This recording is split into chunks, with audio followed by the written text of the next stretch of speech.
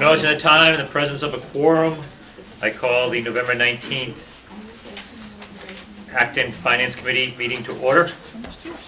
As you know, we're in a different venue tonight. We are in the E.O.C. at the Public Safety Building. And this is being recorded by Acton Public TV. So anybody who wishes to record this would need to make themselves known to the chair at this time. By email.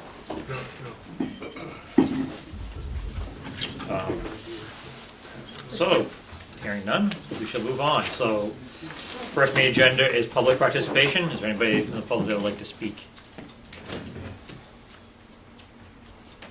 I'll take that as a no. Second one, first quarter results. Brian. Take a monitor of your choice.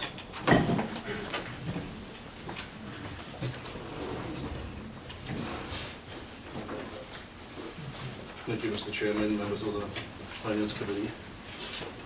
So tonight's presentation is going over the Q1 results of 2014, 2020, wow. 2014, okay, we'll go over those. So as you know, these quarterly reports are placed on the town's website, so all the backup material and the details can be found there. So first quarter financial report. So first we'll take a look at the revenues. So one thing you need to keep in mind here, which is very important, is when we say the annual town meeting budget, this is the budget that was approved at town meeting in April of 19, I'm sorry. And so these numbers are still going to be subject to change with DOR's approval once we set the tax rate, which is coming up next month. So, but if you look, town meeting approved a total spending package of $97.5 million. The year-to-date collections are $23.4 million, so we're trending at about 24%, pretty much where we anticipate to be. The property tax levy is 89.6%. The year-to-date collection is 22.2%, so we're right at the pin at 25%, right where we want to be. Steve and I have always said that, you know, our citizens they pay on time, and they pay, you know, on a regular basis. We really haven't had any problems there as far as collections go. State aid, so that's the net state aid number. What I mean by that is there's the cherry sheets that most of you know, there's revenues that come into the town, but there's also assessments going out. So this is the net of those, which is the amount that's actually shown on the ALG plan. So the year-to-date collections of the $1.4 million is $459K, or about 30, it should be about 33%. That 3% is a little low, but the 459, if you look at it at 33%, you're saying it seems to be trending a little high when it's state aid, and historically state aid comes in quarterly. They changed some of the methodology, and it comes in almost every month now. But one thing that kind of stood out is one of the areas on state aid is reimbursements for property tax exemptions that we provide to seniors and certain citizens here in town. And again, that historically comes in on a linear basis, but we seem to have gotten most of that money in the first quarter, so we need to investigate that a little bit more and dive into that. And that was about $50,000, so I think that's bumping that number up, probably where it's not supposed to be, so we need to do a little research there. We don't anticipate any problems. MSBA, as you know, is for the twin school, $923,000. That usually comes in Q2, so you'll see that the next quarterly report. And local receipts, $5.6 million, of which we received to date, $733,000, or about 13%. You're saying, well, what is in that local receipts number? Well, that consists primarily of motor vehicle, which is about $3.4 million. Then we have like licenses and permits, investment income, those sorts of things, and then there's miscellaneous non-recurring revenues also that come in as miscellaneous, as local receipts. So right now, I mean, I think the receipts and the revenues are trending right where we expect them to be. We don't see or anticipate any problems. So moving on to the expenditures. So on the town side. Can I just ask a question? You said investment income. Can you elaborate on that? What is that? You said investment income? Yeah, so what is that exactly? So Al, so we have, you know, cash in the bank, cash on hand, and some of that's relative to trust funds, CPA funds, general fund monies, and so on and so forth. So obviously we're getting a return on that money, and right now I think on average probably about 1.5%. Okay. So that So it's low risk investing? Yeah. Yeah. Okay, fine. And then, we allocate that out obviously to the various funds at the end of the year as well. But we collect it all together, and then we have to distribute it based on the amounts that are in the various trust funds and so on and so forth. CPA, I think alone has probably $5 or $6 million in cash. Trust funds probably have about $5 million in cash. So the town's annual operating budget, $34.7 million. The year-to-date expense is about $11.6 million, or 33%. You're saying, well, if we're through the first quarter, we should be about 25%. Well, what's in that 33% is our assessment for Middlesex County. As probably most of you are aware, we get that assessment and we have two options. We can pay that in 2 installments, or we can pay it up front and take a 2% discount. Town of Acton's always chose to pay it up front and take that 2% discount. It saves the town about $70,000 or $80,000. So that assessment's about $5 million. So that gets paid out in Q1. So it kind of distorts the numbers, but it also saves the citizens some money in the long run. Also in that number, that expenditure is the OPEB assessment of about $630,000 or $40,000, and Meyer, which is our insurance provider, and we pay them up front because they also give us a discount by paying up front. So there is some savings there in the long run, but it's also a big draw in the bank account in that Q1. Now we'll move on to enterprise funds. As I've said in the past many times, each and every one of these comes with their own nuances. They all have different sets of rules and different revenue streams, and the revenues come in at different times of the year. I'll try to go through them. They could be fairly complicated, but I'll take my time, and if anybody has any questions, please speak up. So, Septic Enterprise Fund. Septic is primarily for those that do Title V inspections and so on and so forth when they sell their home. Most of the revenues we see here comes in the spring. That's when obviously that time of year gets very active for sales. People are out, they want to sell their home. It's a great time, everything's in foliage, and it's a good opportunity for them to sell the house. So you see most of the revenues there. Year to date, we're right at the pin at 25%.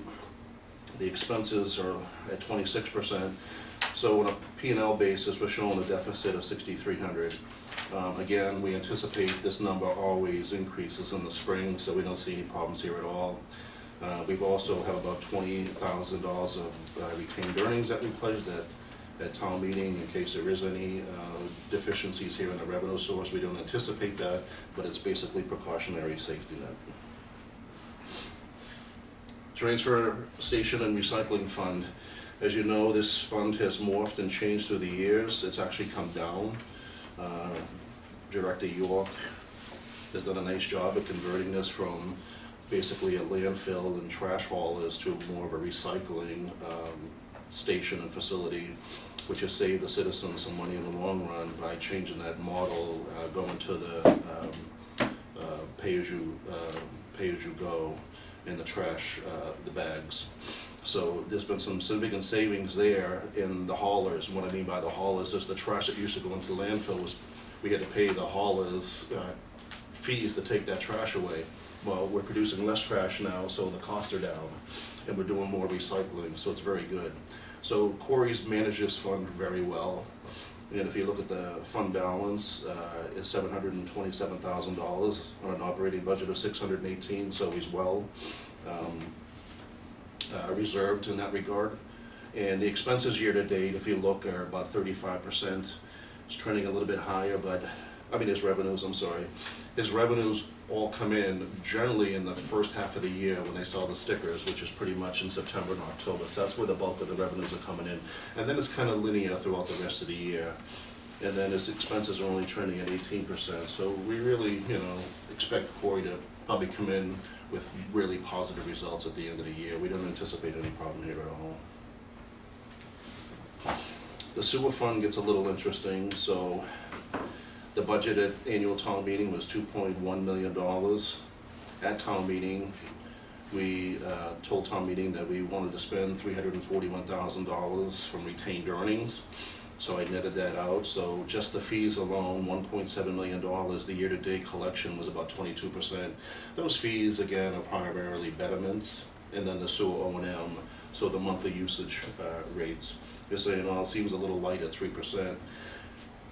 the interesting thing with the sewer enterprise fund is a lot of the monies, if people sell their home, a lot of the lenders require that betterment to be paid off, and that betterment is reserved in the enterprise fund because it needs to pay the future debt service payments. So even though the bills out in the street may not be satisfying or equal to the total debt service payments, we've already pre-collected some of that revenue. So that's why this may seem a little lower. It's very complex model, but we're very comfortable where the numbers are. Brian, with that, there's no interest income on that fund? There's probably a little bit rolling, but that'll get generated at the end of the year. They'll put that in there. They don't do it every 30 days or every quarter. Yeah, I know, it was like a monthly. Yeah, because they take a blend over the course of the year and then they will put it in the, So is the betterment considered a lien on the property before a mortgage? So the mortgage, if we put on a betterment for sewer, do we have to get a letter of subordination from lenders on existing No, we properties? take priority, yeah, We take legal priority We don't. automatically. yeah.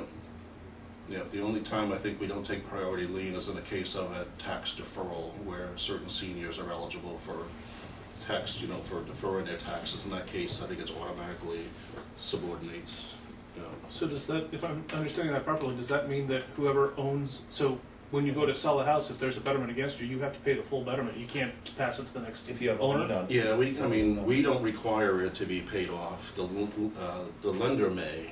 And I've had conversations with several citizens, if they're working with one particular lender and they require it to be paid off, then you might want to seek another lender to see if they'll work with you. But it goes right on the tax bill, it's part of your tax bill. That's, if you pick the time payment option over time, we just add it right to your tax bill.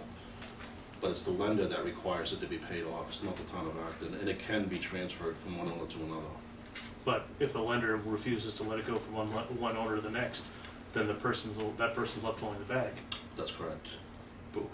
Yeah. Okay, thank you. So on the expense side, the number looks pretty decent at 26%, but it looks like a big number. We also have in this fund is the debt service for the sewers from the original project. So in that $545,000 is about $400,000 of debt service payments, $300,000 for principal, and about $100,000 for interest. So if you net that out, our expenses right now are relatively low.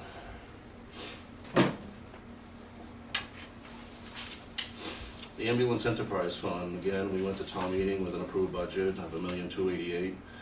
So again, we had a tax subsidy of about $180,000, and then retained earnings that we pledged $77,650.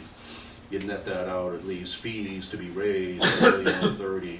The year to date is $291,000, so our fees are at 28%. So we're trending a little better than what we would anticipate at 25%. The chief, I believe, had raised the ambulance fees last year, so we anticipate this to be in a really good position this year. And also on the expense side, he's at 36%. Like the sewer enterprise fund, he has debt service in here, and that debt service, part of that was due in the first quarter, so it bumped in that expense. We don't expect this to be a problem at all. In fact, we think he's gonna probably,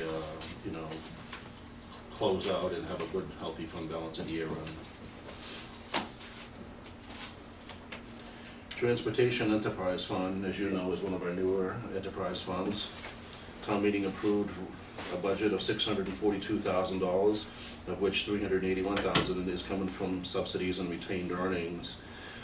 And the balance would be fees and cherry sheet money of $261,000. Year-to-date revenues collected $77,000, or about 30%.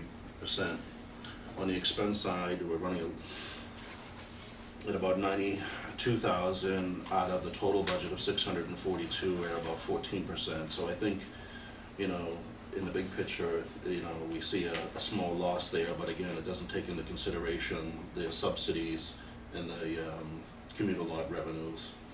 So right now, the transportation fund is sitting very healthy. Do the commuter lot revenues happen at a certain time every year, or is that spread out? No, we actually moved that in on day one. So any general fund subsidies and any transfers from another fund that go in here are moved in on day one. I break it out this way because most of the time it skews the data, and it looks like you've collected 90% of your revenues when you really didn't. So we try to isolate kind of the fee piece of it, because that's more linear over time. So we try to isolate that piece of it so you can tell if we're hitting our benchmarks year to date on the quarterly reports. Jason? Where do we stand on the property that we just purchased in the last round? Are we starting to get revenues for parking at the, what is it, I think it's River Street? Maple Street. Have we started getting revenues from Maple Street yet? Yes, yeah, we have. Okay. Yeah, and that goes into the communal lot parking lot fund, and that's gonna help also to pay for the debt service on that acquisition. Okay. So that's it for Q1 quarterly report. I can say right now, I think the town's in a good financial position. We don't anticipate any problems right now, and I think everything is trending kind of where we expected it to. I know some of these enterprise funds have their nuances, and there's a lot of ins and outs, and it seems, you know, to be a complex matter, and some of them are. But I think right now, there's nothing to be concerned about, nothing to be. Jason? Sure. Do we have a target policy for what percentage of each of these enterprise funds we want to keep, we want to have in reserve? Notwithstanding the transportation fund, which didn't seem to have a lot of reserves, some of the other funds are 60, 70, 80% of their annual budget already in reserves. Do we have a policy on that? What is the standard amount to have? When is it too rich to have 100% of your annual budget Yeah, we don't sitting really in reserve? We don't really have a standing policy. I can tell you that some of these department heads that have these healthy fund balances have some capital replacements that they pay out of those fund balances, so they build up the fund balances. For instance, the chief will build up a fund balance, or maybe he can buy an ambulance, or he can buy some, equipment for, used in the ambulance service. So I think it's kind of on a department head by department head basis, depending on the individual circumstance. But all those future expected expenses are always going to be part of what the Board of Selectmen give us every year as the top 10 plans in the near future, right? Right? Say that again. So for years, we've been asking for a ranked list from the Board of Selectmen and the town about what are your priorities, capital Yeah. priorities for the next And we have handful that, of years. And I do not believe I've seen that list for this year, unless I'm off on that. No, I think I'm pretty sure we have a list, and Has it been shared with us? I'm not sure if it identifies the actual source of how it's to be funded, but there is a master list of capital. Okay. If there's a master list, let's, Mr. Chairman, if we could have that presented sometime in the near future meeting. I'll ask the town manager who's here tonight. Thank you. Thank you, Brian.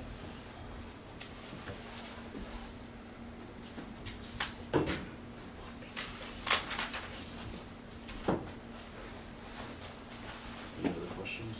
Any questions? Thank you. Stuck.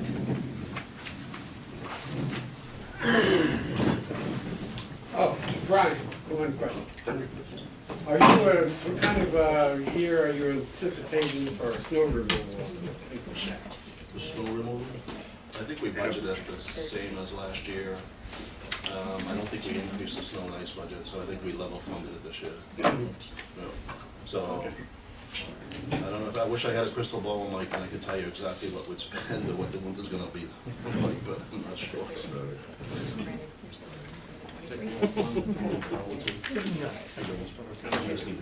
Yeah, I know.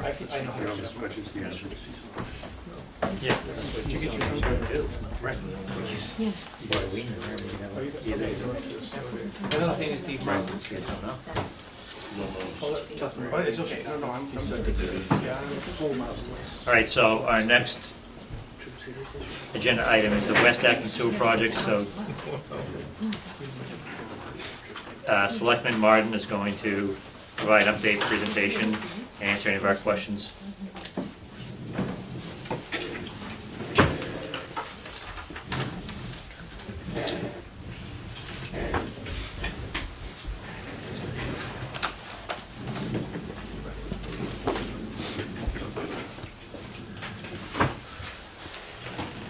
Good evening. So, just playing on the big screen. No big screen. Always playing on the big screen. It's clearer on the monitors than it is on the big screen anyway. TV may not pick it up. No.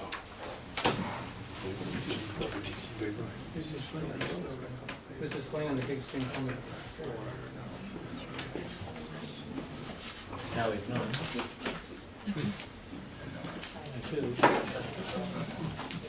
Where it's just displayed on the sides?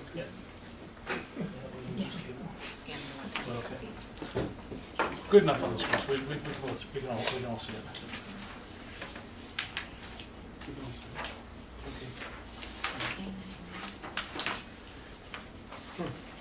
And we also have our town engineer, Paul Campbell, here as well. Yeah, so, after, the tri-board meeting, I was approached by a handful of members from the finance committee with questions or, to just general discussions as to parts of the sewer project.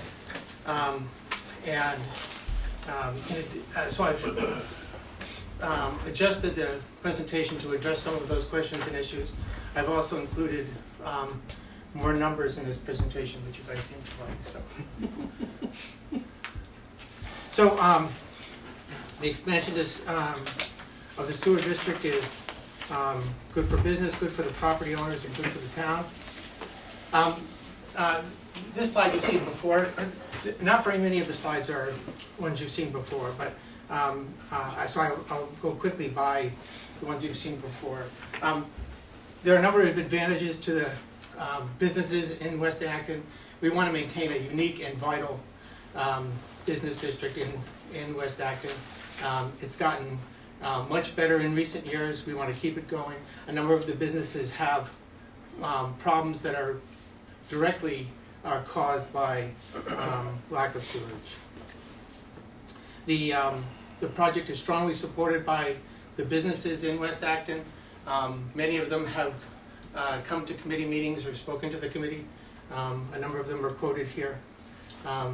It's all the business, or almost all the businesses in the core of West Acton support the project.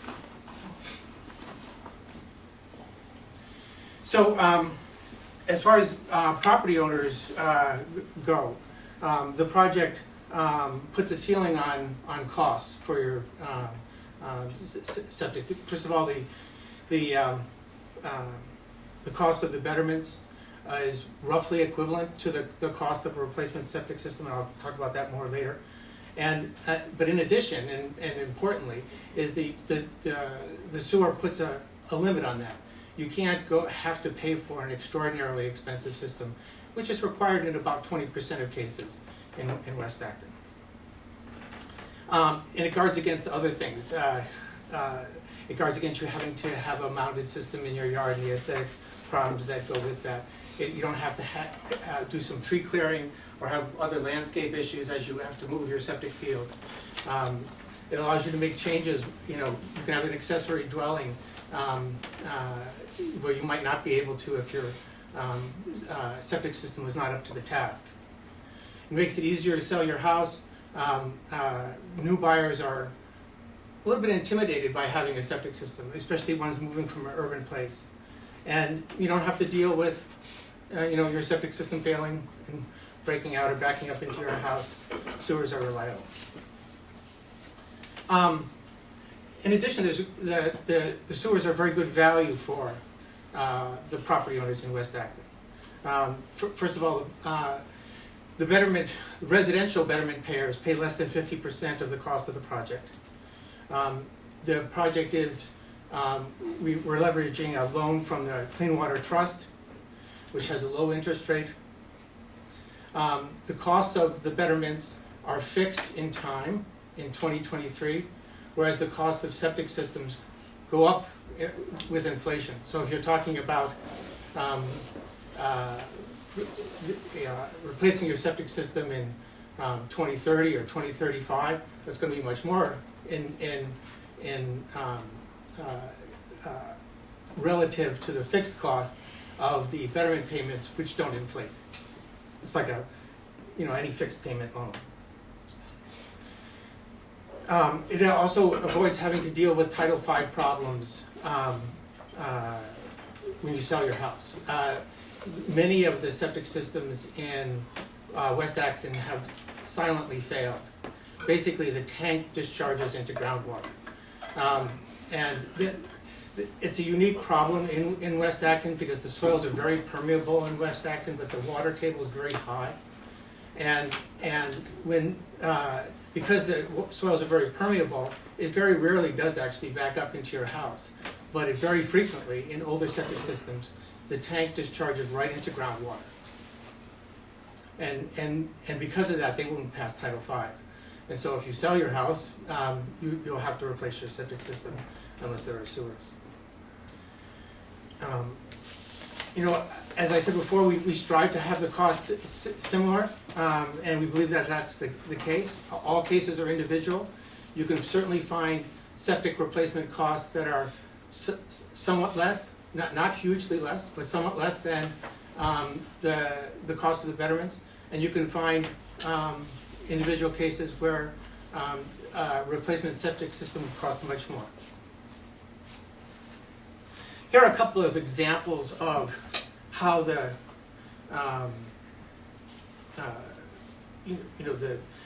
what happens when you hook up your to the sewer at different times relative to when you replace your septic system. So here I'm going to give you two examples. In this example, the property owner has recently replaced their septic, and maybe 5 years ago or something, and we put in the sewer system if it passes. They choose not to hook up. Their septic system is fine, so there's no hookup fee for now. There's no sewer fee for now. The total of all the betterment payments, if you choose not to pay it in a lump sum, is less than $56,000. And I say less than because these numbers assumed a 3% interest rate, and our real interest rate will almost certainly be 1.9%. So the total of payments will be less than $56,000. And in this scenario, I said the person is planning to stay indefinitely, and then so they're still owning the house after they pay off all their betterment payments, and then maybe their septic fails a couple years after that. The average septic system lasts about 40 years. Of course, the cases are individual. I'm not saying that it's always the case. You can find septic systems that last 55 years. You can find septic systems that have lasted 25 years. But when their septic fails at that late date, they just hook up, avoiding a new septic system, which I figured 2% inflation and came out with $77,000 at that time in 2055. Kind of at the opposite end of the spectrum, in this scenario, the person's septic system fails 2 years from now, even before the septic project is complete, but they're planning to move in 10 years.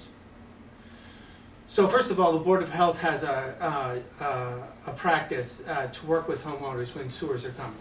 And there may be things that can be done to, like pumping more frequently and things like that, to tide the homeowner over until the sewer project is finished.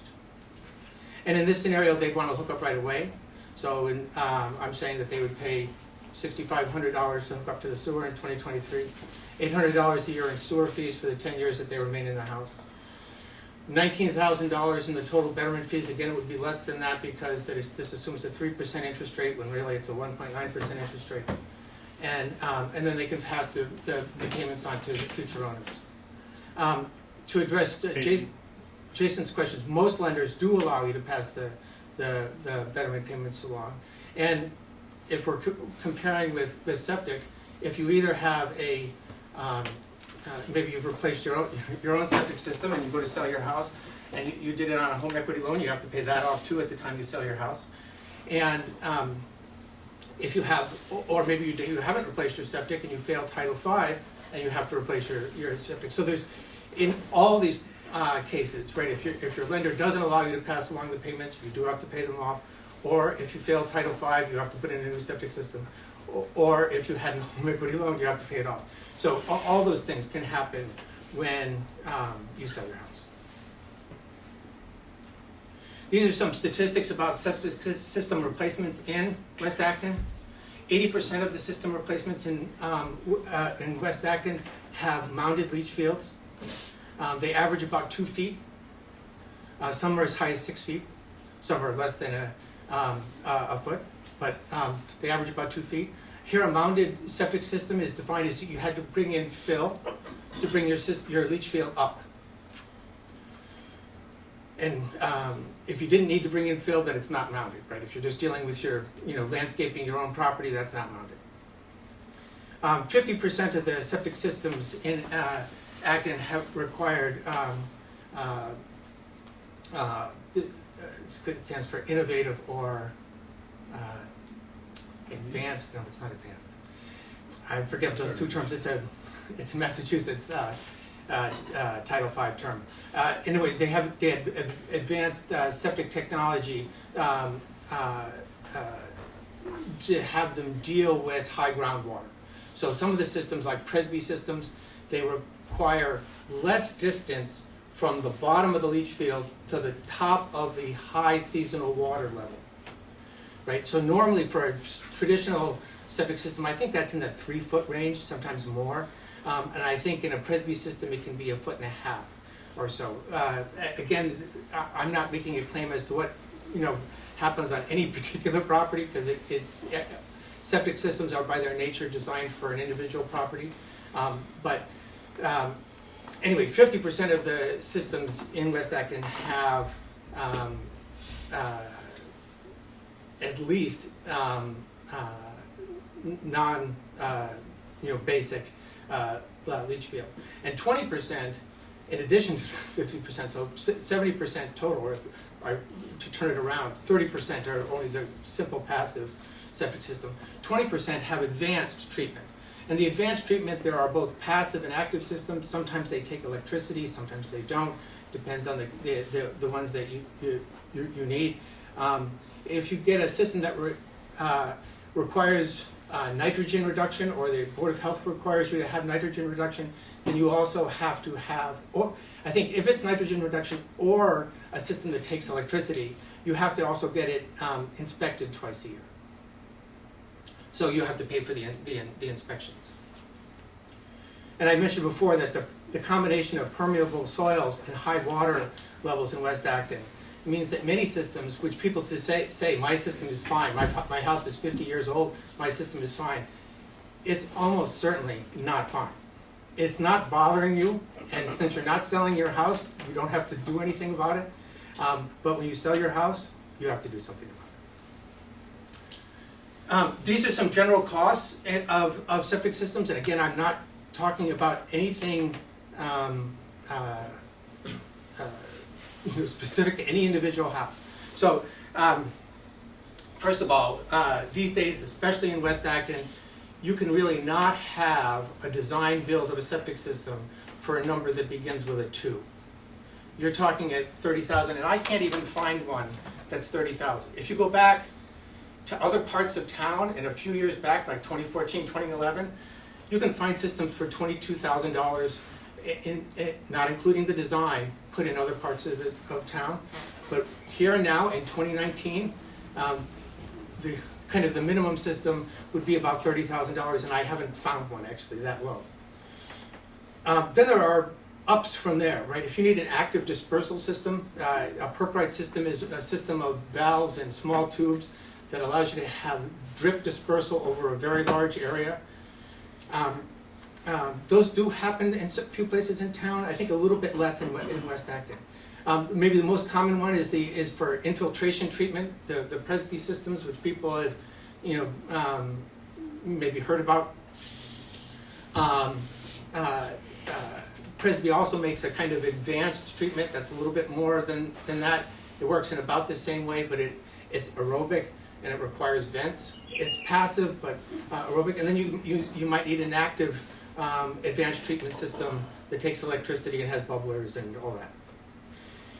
Mounding is really, call it could actually even be more. Maybe if you had to mound, 6 inches, it might be less than 5K. If you have to mound 6 feet, which has happened in West Acton, it might be more than 10K. But a 5 to 10K range is a pretty good range for estimating what a mounted system would cost, and that's in addition to any of these other things. And then you often need landscaping. You may need tree removal to relocate your leach field. You may need other, retaining wall or something like that.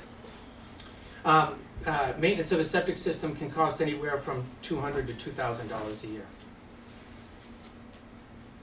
Here are some examples of, of systems that were built in high needs areas in town.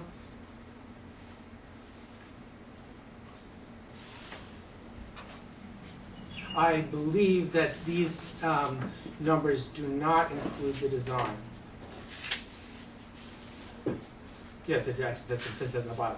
So design for a septic system probably would cost you about $5,000. So maybe we take quote 5, which is one of the low quotes, in 2023 would probably be $38,000. To have some maybe design and inflation of that $5,000 into 2023. Well, there are very big environmental benefits of the sewer system in town. Again, I mentioned that there are we know these things happen because they get found when people sell their houses, where they basically the septic tank is discharging into groundwater. Our wastewater treatment plant discharges much cleaner water than septic. The water is absolutely clear. The water coming out of a septic tank is far from clear, and we rely on the ground to finish processing it. And it leaches through the soil, and the soil finishes. The tank does have to work, the soil does have to work. Our wastewater treatment plant removes nitrogen and phosphorus. Nitrates are a health problem, and it doesn't really bother adults very much, but it interferes with the transfer of oxygen and bothers babies, basically. Nutrient pollution from phosphorus is a worldwide problem. There are dead locations in oceans and things because of nutrient pollution. Our restaurants have increased solid waste, which I've talked about before. As part of this project, because it's standard practice for the town, it's not special for this project. What is special about this project is we're digging up lots of streets. We'll coordinate with National Grid to fix any gas leaks in the areas of the streets that are being dug up. And this project was unanimously supported by Acton's Board of Health. And just to note that 2 members of Acton Board of Health are property owners in the district. Here's the, I believe that this slide has not changed since you saw it at the tri-board meeting. I'll just go over it again. We have the total project cost at the top of about $15 million. $12 million of that is construction. $1 million of that is the construction contingency. $1 million of that is design costs. I like all the millions because it's easy to say. $250,000 of that $1 million design has been spent. We have $750,000 to go with the detailed design. And $1 million this project buys into the existing treatment plant. Paid for by property owners, about half residential property owners and a little less than a third for commercial property owners.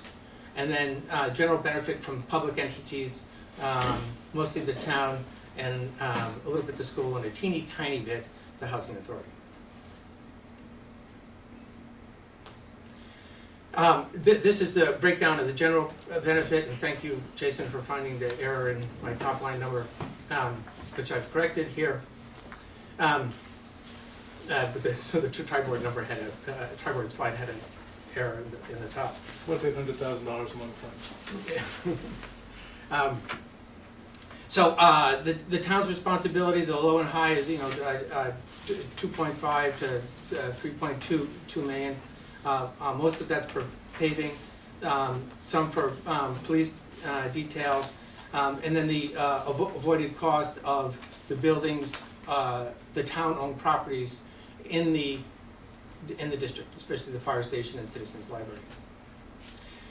In addition, the main line down Mass Ave and a few other places are the pipes are being built larger than is necessary for the properties in this district, and that's for potential future future expansion of the sewer district. Other public entities avoided costs, like I said, a tiny bit from the housing authority. The twin school, we don't have the new estimated design for their septic system. The original was $550,000, and the Board of Health required some enhancements to that, which they're designing now, but it hasn't been priced out. So the financing of this project, first of all, the design is bonded separately by the town because the design can't be included in the Clean Water Trust loan. Only the construction can be. So there'll be a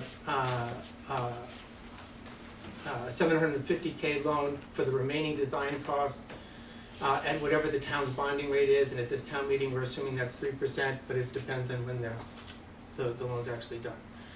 The construction loan from the state is a 0% loan, and then upon completion there are two phases of completion. The first phase is just the line running to the school. That's $1.5 million. So that's one Clean Water Trust loan, and the second one is up to $11.5 million for phase 2, which is everything except the main line out to the school. The annual debt service for the town is between 107 and 137K, depending on the low and high ranges for the project. This number is the money that pays for those town responsibilities we talked about, I think, 2 slides ago. So the paving, the police details, the town properties. And so the debt service on those things is $107,000 to $137,000 a year, starting in 2023. So that's it. I'd ask you to please support the project. It supports a unique shopping area in town, prevents ugly mounding in that unique part of town. Especially, we cover parts of the historic district. It doesn't cause residential build out. We could talk about that separately, and we'll talk about it separately at the December 3rd town meeting.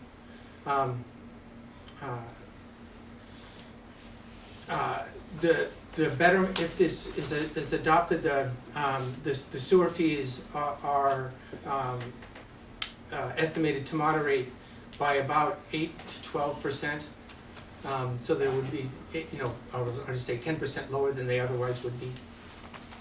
And this project contributes $1.3 million to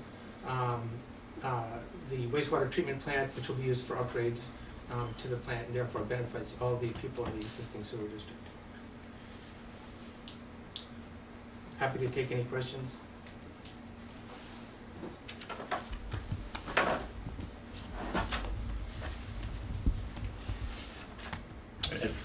Mr. Chairman, do you want me to keep to my questions and discuss recommendations when we get to the next major article? Okay, so I'll stick to questions.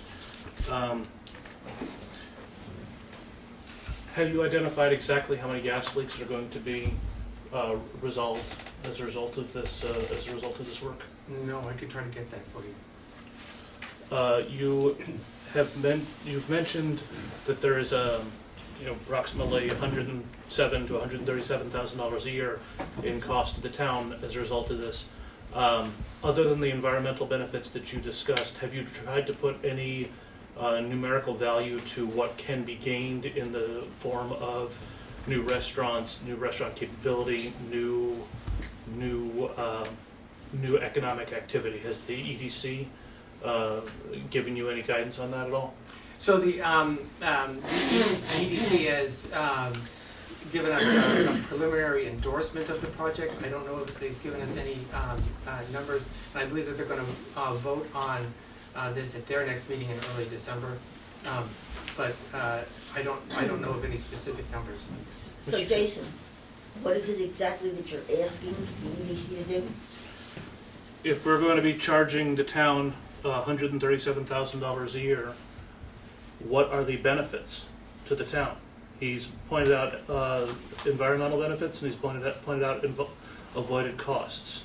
What new economic activity, what economic gain is going to be, if we're asking the townsfolk to spend this money, what is the upside, what is the gain that will be, is it at all quantifiable? I'm not sure that it's quantifiable, but things like, we are working, the sewer committee is working on getting the costs for the pumping, the weekly, the monthly, or the tri-monthly pumping of all the businesses in West Acton, which we will have. It's not borne by the, that's not That's borne not by the borne by town, the correct? town, but if in fact, the seafood restaurant can use dishes instead of paper plates, I think that that's a benefit. But I'm not sure how, I mean, Unquantifiable, correct? I'm not sure how you quantify those kinds of things. Is it the type of thing, sorry, Mr. Chairman, do you need me to? Go ahead. Is it the type of thing where we're hoping to have an increase in the meals tax because more people are coming in, that That might be. I mean, minuscule amount? you would have but you will have better restaurants. I expect that there will be new restaurants. Okay. Mr. Chairman, John? A large portion of the general benefit that, which is the reason why there's a general fund contribution, is because the roads will be repaved, which is a cost we would have had to cover otherwise. So that's a big part of the general benefit, is the repaving of the roads. to that point, sir, if I may, you have, I believe you've given us a list of the roads that were planned in the next 5 years, Yes. next, to be repaved in the next 5 years. Let me take a quick look at this. Well, I look at that, Jason, and that one, and I see in my neighborhood, John Swift, Cowdrey, and Elliott Circle have already been repaved, and this is saying they plan in the next 5 years, and they were repaved this year. But the overlap in the district is, this is all of them in town, and the overlap with the ones in the district is a fraction of those. And correct me if I'm wrong, reading this map correctly, there is a small section along 111 right across the railroad tracks, and there is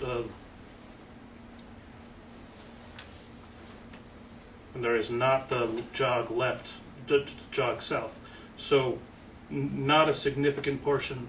It's an accurate statement that not a significant portion of it was scheduled to be repaved in the next 5 years. Correct? Regardless of the scheduled paving, the streets that will be sewered will have new pavement, which will be a general fund benefit to the streets. It'll have to be replaced that much further on in the future, which is a benefit generally. Some of the streets that we're covering are on the 5-year plan, some of them are not, but all the streets that are repaved will be better than that way. Fair enough. Mike? As far as economic impact, I can envision more restaurant seating, which would be more income, more restaurants. For example, if True West wants to have a beer garden outside, if they did it today, means they would have to deduct whatever seats they put outside, they'd have to deduct seatings inside. With new sewers, I'm assuming they would be able to expand their seating and their restaurant capacity, as well as should be opportunities for new restaurants in the area to open. I agree with the sentiment, Mr. Majors. I was just wondering if any numbers have been put on paper yet. Well, I don't know how you can forecast that. It's just, make some assumptions. Fair enough. I'm just sorry, relative to that, you can look at local receipts increases, and we'd need to raise $1 million a year local receipts to cover this. Yeah, That's not coming out of more tables added to True West. well, there's new restaurants that could open. There are also new apartment buildings that could go in. There's what? New apartment buildings that could go in. Well, I don't know if we approve new apartment I buildings. don't think they're the same there. John, you have no comment? It wouldn't be $1 million a year, it would be $1 million total. I'm saying it would have to be $1 million of increased revenue to generate the 3% that we would need to cover. 3% of $1 million would cover what it's gonna cost the town annually. But, Mr. Chairman, I'm prepared to hold off on opinion until we get to the next section, Okay. and try and limit this to just questions. Okay. Oh, yeah, I've got 2 pages more. Questions? Nope, I'm done with the questions. I would like to speak when we get to the recommendation point. You have a question? Yes. Go ahead. Can you bring up the slide talking about the percentages of systems needing repairs? This one? Yes. You say that it's 80% of septic system repairs in West Acton. What is the number of those actual? Are we talking 10? Are we talking 200? What's your sample size? Many 10, like not 100, but 70-ish. I'm not sure exactly. And on the last one, you say approximately 20% of septic systems in West Acton have required advanced systems. Again, I presume that's not, in fact, that 20% of septic systems, all septic systems in West Acton, you're saying of the ones that needed to be repaired. That's correct. So 20% of the 100-ish, Yeah, meaning yes. 20 systems out of, Yes, and so maybe it's 70, so 20% of 70. now, how many, these I presume are just residential, not commercial systems you're discussing Yes, here. that's correct. We do not consider commercial. How many residential systems are there in the district that will be covered by this? No, that's, Oh. 200-ish. Oh, and what's the time frame that you're referring to here? What's the what? Time frame, how far back do these samples numbers go? I'd have to go check this. I don't have that in front of me. I'd have to go check the spreadsheet. I think like 8 years. I'm just curious how many, what percentage of systems that the sewer would be replacing have recently been replaced? Yeah, this is, so first of all, some of these were in, all of these are from West Acton, some of them outside the district. And, The district being what we're talking about doing which is correctly. the 230 properties, some of those are commercial. Yeah. And, now I'm forgetting what you asked originally, I'm sorry. I was asking how far back these numbers went. Oh, I think 2011-ish. Okay. So it'd be helpful to know how many residentials. I'm just looking at the health plan here, it was 30 septic replacements in that time frame, whatever their time frame was. It was 30 systems that they looked at. But that includes ones not in this proposed district? Yeah. Okay. When is the Clean Water Trust loan actually locked in? The first phase is locked in. That's the the 1.5 million that the town would spend, that rate's No, locked no, in? that 1.5 million is for the first phase, Yeah. which is, it's not separated in the payback, it's only separated in where the loan comes from. It happens to serve really only one customer, and that's the school. Yeah. So there's no payback there from the town, only from the school district. And it doesn't pay for itself, right? So it's, because it has the main line that goes down Mass Ave to serve only one customer. What I'm wondering is how confident we can be that this will be the percentage rate of the actual loan that we get. So the first one is locked in, and it's actually a 2.4% loan. The 750K? design and construction loan? Which Oh, first the one? 750K at the top is whatever the town's bonding rate Okay. is at the time we borrow that money. The two loans at the bottom are Clean Water Trust supported loans. I'm told that that number, and I'll explain just a second, at 2.4% is very stable. And then communities that meet housing choice standards, which we do, get 0.5% off of that. So that's the 1.9%, and I'm told that those numbers are very stable, and it's been that for a while.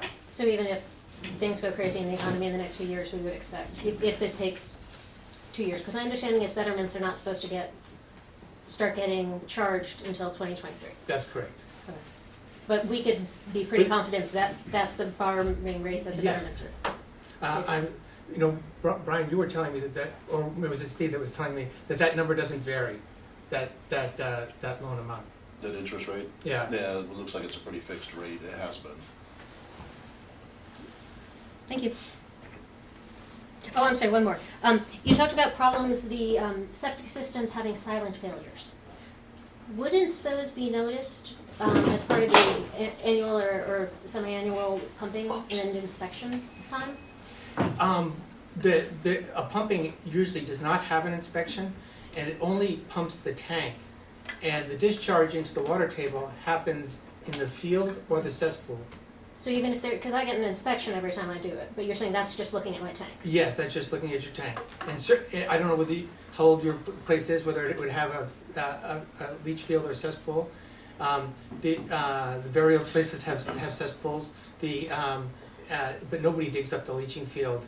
Well, probably not. You can dig up the distribution box and check to see if the water is passing freely through the distribution box. But I'm guessing that they don't do that for you on every pumping. They could, but The D-box is relatively small, right? yes, it's usually located some distance Yeah. away from the tank. They might, in which case that they would at least know that.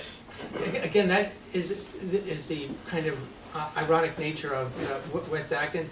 The soils are very permeable. The water will go through very easily, but the groundwater is right there, and so it does not pass through any soil to be treated. Again, a septic system, the tank processes half, and the soil processes half. Thank you. You had one question? Quick. Comments. Okay. I hear several people saying that we get some new restaurants in West Acton, I would love nothing better. One big problem is no parking. You can't put in restaurants, expect people to come if they can't park their car. I have a question. Right, Al. Do we know how big the existing required septic size of Sal's Auto is? The existing requirement? Yes, cesspools. Oh, okay. And the size of that, though, compared to the average residence up there is how much bigger? I mean, he has cesspools, they don't even have records, so, that, that house has been in this family for Right. generations, so Right. until he turns that around, we're not gonna know what his existing thing is. Does he not get pumped? I don't know, but like, there's no record of After what he has. 2 years. They might have pump slips at the health department, but they don't have any record of where cesspool, it's not uncommon. Same thing with West Acton Church, no record besides of cesspool. Terry, you had a quick question? So, for One. kind comments, but the question is, are the betterments fixed? When are they fixed, or can they change?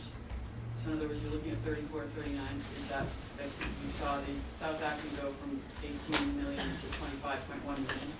And then who pays for these abatements? I'm hearing that there's $2 million worth of abatements, that wetlands are going in, it's all getting pushed over to the rest of the residents. I'd like to know when we're gonna actually find out what this costs.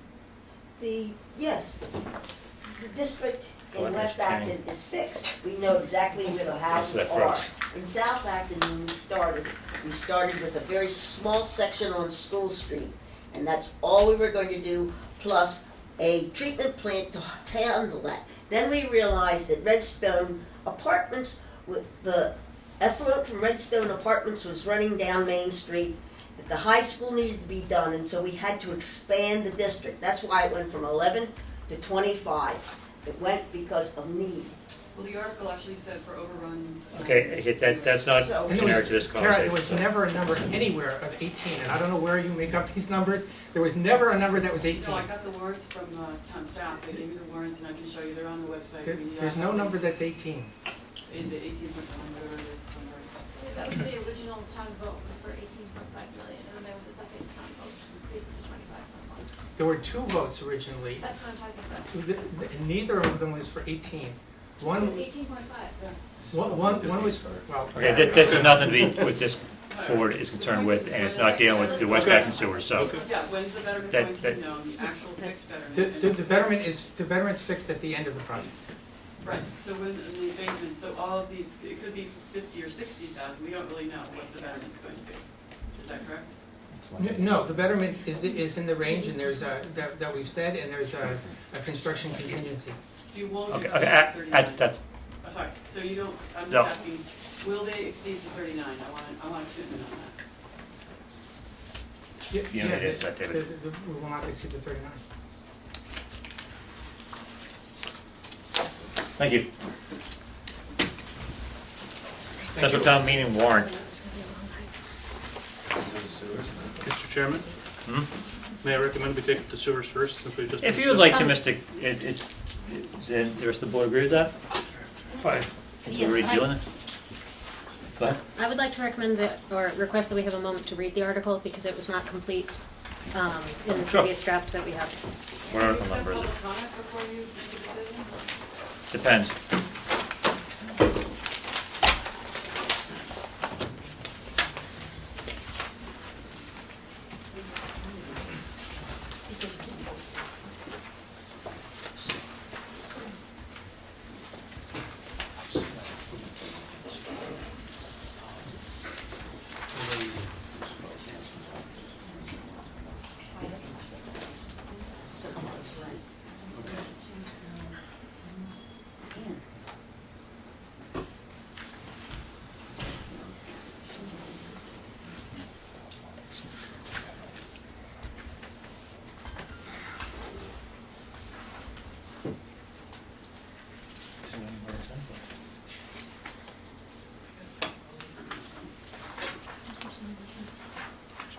Oh, yeah.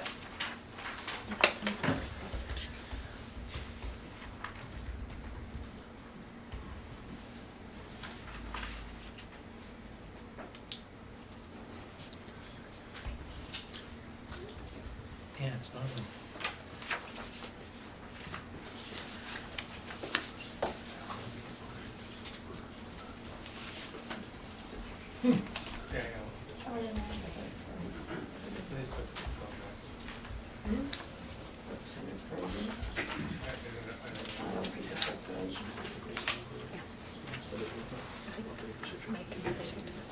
Sorry, it's not in the.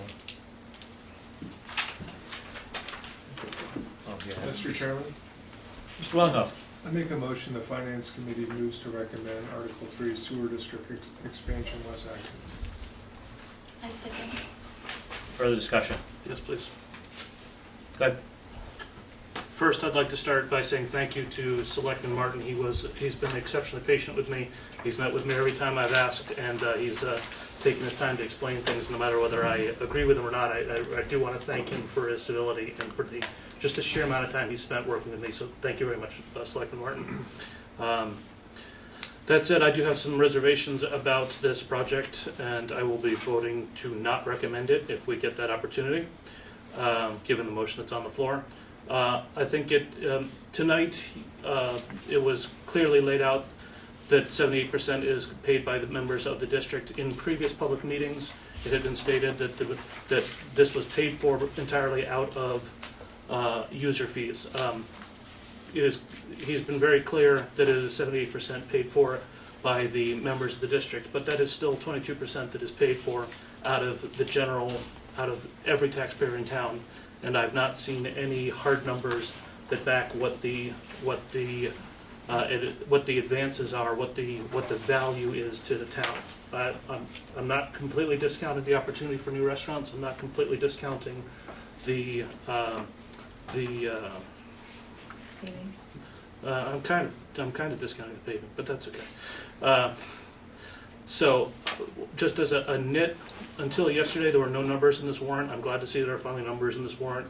It would be unconscionable to send out a warrant article asking the townsfolk to vote on this topic with there being no numbers in it. So thank you for getting that done.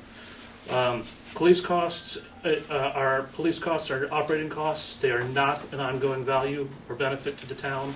They're something that have to be paid to make a project exist. They're not that is not ongoing value. I'm glad to see that the interest rate is sub 2%, but generally speaking, operating costs should never be bonded. I have specifically asked of the town assessor if two properties identical but for having a septic system or a sewer hookup, if they had different assessments, and he answered that they do not. So where exactly is the betterment to an individual property? I don't see a betterment there. This has been repeatedly called a backstop against future septic system failure, and that may be true over the life of a 30-year project, but it has the immediate effect of invalidating any current value in a given property septic system. The owner may have no plans to move. The system may be just fine with regular pumping. It could be years before replacement costs could be warranted, but that has the immediate effect of valuing their septic system at $0 and make them pay immediately. There is also, while he did give two good scenarios this evening, he did not fully account for the very real possibility that somebody could absolutely pass their Title V inspection. He mentioned that the potential new buyers of the house will shy away from septic versus sewer. That may be true, but please note the buyers are protected by Title V. That's the entire purpose of the Title V being a mandatory inspection, and it is something that does fall to the current owner of the house. Absolutely, taking out a home equity line to put in a new septic system does have to be repaid at the time of the closing, but the concept of a betterment being saddled on someone that they're not able to pass on to the next owner is unconscionable to me. I understand that that's only unscrupulous lenders. I sincerely hope that very few, if any, of members of town get caught by that. Also, in his description of the $56,000 spent by betterments is going to be less expensive than the $77,000 of future costs, he has not taken into account what the homeowner could do with that $56,000 in compounded interest over the next years between now and 2055. So that I do not believe that is an apples to apples argument, and I don't give it full credence. It has also been stated in public meetings and again tonight that this is not a land use topic. I absolutely beg to differ. The existence of a sewer hookup removes a barrier to entry for development. A one-family house is far likely to be turned into a multi-family property if a new septic or larger capacity system is required. Common sense dictates that a sewer system supports higher density housing. It has also been stated that we can protect ourselves through zoning. This is predominantly, if not all, West Acton Village zoning, which, if I understand correctly, calls for mixed housing with a floor area ratio of 0.4. Did I get that right? By right. 0.4 for commercial and 0.7 for residential. And 0.7 for mixed use. If I have a one-floor business, my existing costs are fixed. If I suddenly, with a septic system, I pump it every year, whatever. If I suddenly have a multi-$1,000 a year betterment, and there is no barrier to building out on my property, since septic space, capacity, etc., has been removed as a barrier, it is far more likely that I will build up.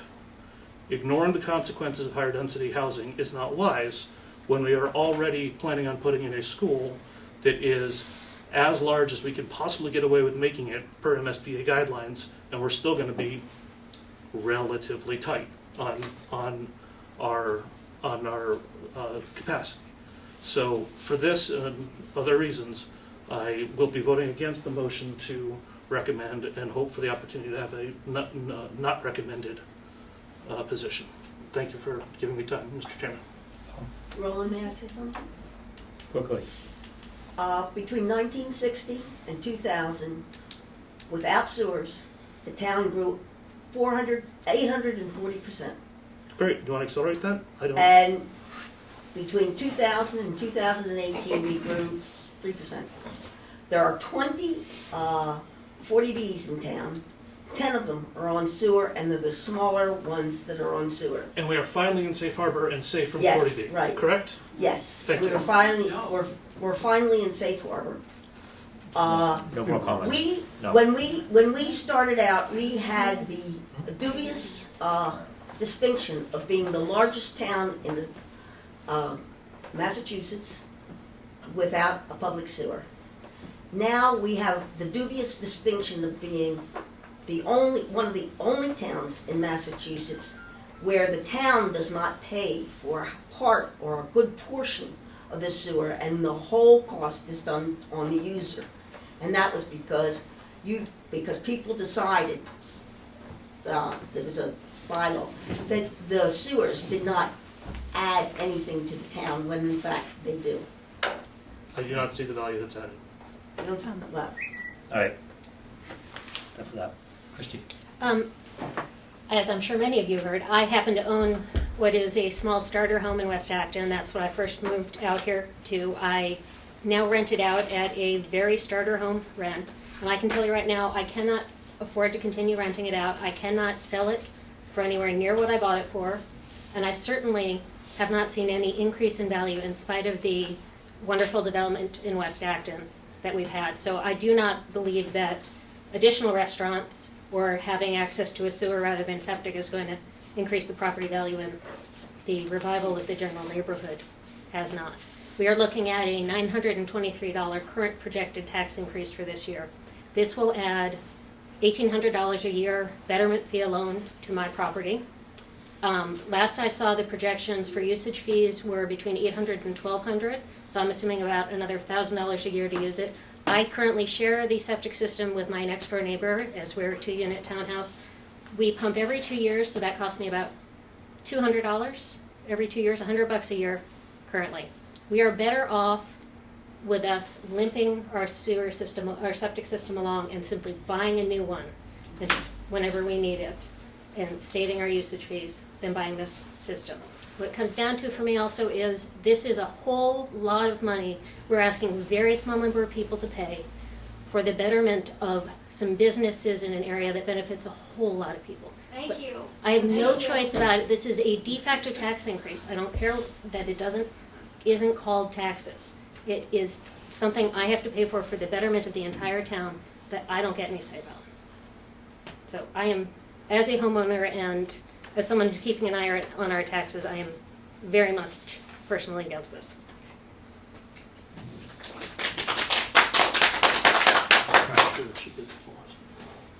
Al? You know, the only thing I'll say is that I feel that the costs are somewhat skewed. You know, I perpetually think about Sal's Auto, which you said is what, 900,000 for a betterment. Now, over 30 years, you're talking about 30 grand a year. As a business person, I just don't see any alternative for something like that other than to convert into what that betterment would be used for, and that's residential. So, you know, when I hear that there's local businesses that love this, well, if you ask a little bookstore in the middle of West Acton to have a $900,000 betterment, they're not going to be supportive of it. But I just don't see that the usage of that property as it is necessarily going to be better off having a massively priced betterment without taking advantage of what that betterment's for. And that's what we're, in my opinion, trying to avoid a little. So I want to go back to a master plan, the Acton 2020. I served on this plan a few years ago, and we created this in 2012. So I went back to reading the master plan to refresh myself and remind ourselves what we had voted as a town back then. So we Actonians are pragmatic and smart. We see changes are coming, and we want to find a positive future. What we had learned as a committee during the planning process was there was an emerging sense among residents of what sorts of shifts will be needed to navigate the coming changes in order to foster a resilient and vibrant community. So having said this, I wanted to let you all know that at that point, we had numerous outreach meetings, talked to hundreds and hundreds of people, and then at that point, Actonians needed more restaurants, creating vibrant village centers. So this vibrant village centers included mixed-use development where people could walk, bike, etc. to the village centers. So I think at this point, West Acton Sewers would help bring in more restaurants, and in turn, that would add to the economic growth in our town. Many people like the economic growth in Concord with all the boutique shops that we want to have the same vibrant feel in Acton. And this was what people had expressed back then over and over. So it's important to note that the Concord had sewers, and we are thinking of moving in that direction. Getting sewers into town is very much needed. And like Anne mentioned, the population growth in town from, I think the statistics that I have here, from 1960 to 2000, there was nearly 284% population growth. And the point to be noted was there were no sewers back then. And about 6% of the growth happened between 2000 to 2018 with sewers. And again, we are probably, I do feel for most of you, probably we are the only town in Commonwealth with 100% betterment supported sewers. But again, this was again decided by the residents of Acton almost 2 decades ago. So until that can go back and get changed, this is what it is. So, also to be noted that it's a better option for the schools that's being proposed. And having said all this, I'm in favor of the sewers. Sahana, you mentioned Concord Center and their store area. They have a sewer system. You attribute the vibrance of that area to it. Is that sewer system paid for by the entire town or just by the businesses in that area? I am not sure. I'm not Town pays for a third. Town paid for a third. We are the only town in Massachusetts that puts it on. I understand. Yeah. I'd love that to change. Okay. Yes, so we. And this is a finance committee meeting, The but answer is Concord pays a third. Okay, so it's not exactly apples to apples. Yes, it's I not know, exactly we apples can't to have apples, but again, this is what the town had voted 2 decades ago to have the sewers done this way. So it was again the townspeople, so we might have to go back and look at it if we want anything to be changed. But at this point, I think it is moving in the right direction to get the sewers in. Mike? Well, obviously, it's not an easy decision. With regard to sewers, I think it's needed. You need to move the ball forward. It would just take one environmental disaster, one of these systems contaminating our groundwater that would, make all these costs look ridiculous. If you had to pay and recover the damages from that environmental disaster, and the way that EPA is acting today, it won't take much. The economic model behind it, however, is it's kind of crazy, and I think it seems like it should be the responsibility of the town as a whole. And it's just, I know it's an unusual burden for individual town owners, although I understand they don't have to connect if they don't need to. But They still pay the betterment. Still pay the benefit. The Okay, betterment's the but- biggest cost.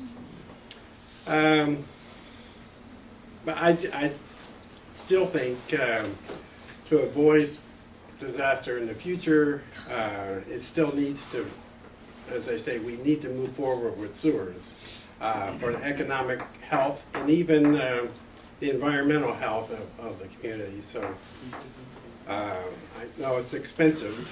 I wish there was another way to pay for it. I'm surprised there are not federal grants or environmental grants that covered it like the previous project. But nevertheless, I would reluctantly vote in favor of the sewers. Tom? There are 3 big ticket items on the warrant coming up. and each one addresses a particular project that has a direct impact on a segment of our population more than the rest. The Twin Schools clearly directly impacts people who will send children to that school over the next 10, 20 years. 50 years. The fire station in North Acton clearly benefits the residents who live in a 1.5 mile radius of that fire station. But both of those have benefits that accrue to the rest of the town as well, just by virtue that they make the town a better place. And I think, frankly, the same thing holds true for the sewers. I do wish somehow the people who are going to be most impacted financially could get a special vote and really hear what they say. But we don't do that for the schools. We don't do that for the North Acton Fire Station. We are a town. It's like being a commonwealth. We're all here for the greater good. And I do think that sewering, while it may be placing a burden on a small part of the population, will benefit all of West Acton and will benefit all of Acton for that matter. And so while it's not perfect and it's going to be a close vote, I suspect I would vote in support of it. Christine? What is the situation with the town bylaws regarding the sewer originally? When did that happen? 20 years ago? Is that what you were saying, Sahana? I think so. About It happened when the first sewer went in. People got up like Jason and said, I can't see that sewers helps the town at all. And I refused to pay for it. Okay. And that's how we got this bylaw. So I mean, at this point, I think that, again, on top of an already $900 plus tax increase coming to every household, I think it warrants a discussion about that town bylaw. And I think it's a little ridiculous for the entire town to vote on a $2,500 tax increase on a subset of our residents. Yes. And that really bothers me, so I'm not in favor of this project. My issue that I have is somebody like Sal, who has a $900,000 betterment. And if I was him, I'd go, well, I'm just going to close my business, develop the land, and in goes a bunch of townhouses or condos or houses or whatever. Because you're asking him as a small auto body shop and small car dealer to have a giant impact to his business. That $30,000 a year could be, he could hire a kid right out of high school to, or somebody who just wants to study that as a trade and start working. Well, it can't do that, which means his business doesn't grow as much as it probably could. That's my issue. My issue is also the betterment of charging each individual homeowner a lot of money and saying, you don't have to tie in. Well, it's true, you don't have to tie in, but you still gotta pay this giant betterment, and you're not gonna take advantage, you're not gonna be able to take advantage of that right away. Maybe you will, maybe you won't. That's a huge dollar if you own a house. All of a sudden you're gonna pay an additional. Yeah, I've seen my taxes go from around $6,000 in 14 years to it's gonna be probably over 10 now. That's in a small window of time. And yes, I have a son in school, but costs keep going up. And we know that. So, as it currently stands, I'm on the fence. At this point, for sake tonight, I would abstain from voting, but I'm going to let the rest of the committee, I'll stand by what the decision is. Dave? Yeah, I just want to quickly state my view in support of this, and I'd ask you to turn to page 3 of the handout that was provided, the interdepartmental communication from Hall. Is that the last page? Yeah, it is actually. Second Oh, last page. So I think this, we talked about the impact to the town, and my view has been really the financial cost to the town. I completely, absolutely appreciate the residences that are bettered by this, and that there's some people for it, there's a lot of people who are against it. And my particular view on that is that's what town meeting is for, to let those residents make their case, is to say, I hate this idea or I love it, and they'll make that case very passionately in front of probably a more passive audience because they're not as impacted by it. And so the town meeting will decide whether to move forward with this. My view has been on the town's finances, which, again, if you turn to page 3, are really these numbers. And to Jason's point, which I think was answered by the town manager, is, you know, this cost to the town of 2.4 to 3.1 million or 2.5 to 3.2 million, 80% of it is paving and police. Yes, some roads need to be paved now, and more will need to be paved in 5 years, and some were recently paved, that's true. We can haircut this number, you know, this 2 million to 2.4 million of paving, cut it in half or something like that. But the actual dollar impact to the town will be relatively small, in my mind, with respect to the option of further economic development of West Acton. Again, complete respect to the people that are impacted by this. I'm absolutely positive they will be very vocal in town meeting and saying, I love this or I hate this. And I think town meeting will be influenced by that, because that's the whole purpose of town meeting. But from a town finances perspective, if you look at a lot of this cost, at least 80% of it was going to be done in the near term at some point or another in the next 5 or 10 years. The dollar cost to the town is a small number. It's a small number, and it's pales in comparison to the schools, the fire station, everything else. I mean, it's a fraction of the cost of those programs. So that's Which number? the town avoided costs of 1 to 200, pipe, pump, reserve capacity costs. This is page 3, 400 to 500, and again, haircutting, paving, and police to some extent, because a lot of that was going to get done anyway. And I think Jason made a good point. Is I'm sorry, the $3 million number? the 2.4 is the middle of the total. I think he's referring to the $107,000 to $137,000 a year, which equates to between $14 and $18. Yeah, I'm talking about the dollar amounts in today's dollars, not financed. Okay. Just the dollar, the actual. Okay. That page. The double line, the number The just double above line. it? That's right. 2.4 to 3.15. Okay. That's not small. Well, if you presume that 1.9 to 2.4 of it would be done at some point in the next 5 to 10 years anyway, it gets small really fast. There's a Paving would be done to some extent. Jason's point was police detail is an operational cost. It shouldn't be rolled into this. Perhaps this is above and beyond. I don't know specific accounting around that. We can treat all these things as separate articles, and to some degree they are, but it's a question of timing, partially.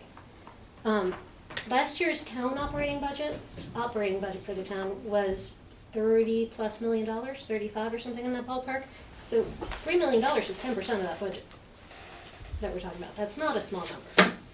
And we're doing this on top of the school, on top of the fire station, and Minuteman. But We're not this- talking about it, but it's a whole lot of things all at once. I agree, but this money is getting spent whether it's part of this or some other part of it over the next 5, 10 years. Can you get the town to agree to not spend that money later? I don't understand. I mean, it's getting spent regardless is my point. What I'm saying is it should come out of future budgets if we're pulling it now. If I buy your car now, I'm not gonna buy it again in 5 years. I'm gonna use that money. Well, and theoretically, the town budgets will be adjusted to accommodate for this, for the spending that's happening now. Yeah, theoretically. I'm just saying, it seems rational that if they're spending the money now, they're not going to spend it again 2 years from now to repave the roads just because it's part of the budget. Maybe they will. I mean, Brian? I hope not. Yeah, I just kind of want to make a point of clarification. So when we talk about the cost associated with the town's avoided cost of $3.5 million, if you think about our spending, we have a spending package within the confines of Prop 2.5, which is here. Right. We're asking for debt exclusions for the school and for the North Acton Fire Station. In Minuteman. This is not on top of that as a debt exclusion. This is being paid out of the confines of Prop 2.5. John would be accommodating this expenditure going forward in his operating budget. There's no additional cost on top of it. I'm not trying to say that. What I'm saying is, this is $3 million that we would have spent over the next 10 years in the operating budget.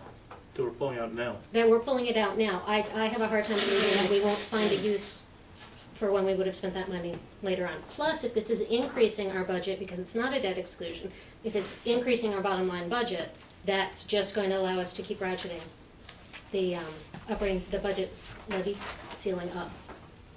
Rather than, I think this project frankly should be a debt exclusion. It's exactly what a debt exclusion is designed for, not circumventing. For a project like this, shouldn't be added onto a budget and thereby increase our taxes overall. This should be fully paid off once the project's done. Sorry, Dave. Jason? No, I think those are fair points. I mean, we're just disagreeing on the terminology. Again, my view is this money is going to be spent, and my view in support of this is the dollar amount adjusting paving and policing to some extent is not a huge burden for the town for the development of West Acton. It is some commercial development extent. And again, full respect to the arguments that will be made by residents at town meeting. I'm sure that's going to be a fun night. Mr. Chairman? Yes. I have a question, I'm not sure who to address it to, maybe it's Jason, because I'm mixing warrant articles here, but the cost of the twin school, is that assuming that they tie into the sewers, or does it matter? Is it a... So no, it is not, in a very real sense, it doesn't matter, because the school will be taking a vote actually on December 18th, because we want to let the town fully decide what they're going to do. And at that time, the school will either decide to hook into the sewer system if it's an option, or will decide, even though it's an option, not to hook in. Either which way, the school building project will spend exactly the same amount of money. They will either have to put in a septic system, and the amount of money that the septic system would cost is directly equatable to the avoided cost that would be charged by the sewer district if the school building project were to choose to hook up. And so, as I said, we're voting on that on the 18th, unless it fails at the town meeting, because then it's a moot point. So Does that answer your question? Yeah, it does, thank you. And so I guess a comment is that if we go forward with the sewers, that's an option that the twin school has. If we decided to delay it, defer it, it's no longer an option. Or if we decide we're spending too much this year, let's wait 3 years, then it's really not an option, because at that point it becomes it would not be feasible at that point, because the school will have already have to put in the septic system. Exactly. It's important to note that the school had to submit a design for a septic system to get to where we are with the MSBA. So the current plan of record must be a septic system, because there is no other option. I am encouraged to hear that the phase one is going to be, the town is going to be protected if this is approved and this moves forward, that the contractor will absolutely commit to pumping in the case of the hookup not being ready for July 1st, which is when the school project would need to be able to connect. So that's a good thing. I'm very happy that that's not a cost. Could you please explain that further? So there was a fear that from the school building committee's perspective, there is a fear that if this were approved and we said we were going to hook into the sewer, what if the sewer is not ready for us? Well, we absolutely have to start building, because one of the first things that has to happen is either a hookup to a sewer or a repositioning of the septic system for the new plot. And so there was a huge fear that if we committed to doing a sewer as a school building project and the sewer weren't ready for us yet, that would either incur greater costs to the town of Acton or the school district. The school district would refuse to pay because it's something that the town had committed to. And as a finance committee, there's no way I would allow the town to be left on an open-ended risk like that. So I'm happy to hear that it's been negotiated that if there is any kind of delay, any increased cost on that falls to the contractor for the sewer system. Because I continue to wonder how we're going to build a sewer line as long as this, when we can't even get a culvert fixed in West Acton. It's been sitting there for over 2 years with the pipes right next to it not getting done. So there's a fear there too. Thank you. No, you have a question? I would actually have a question which I suspect Mike, as the longest standing member, can answer. There are no numbers in the legal portion of this article.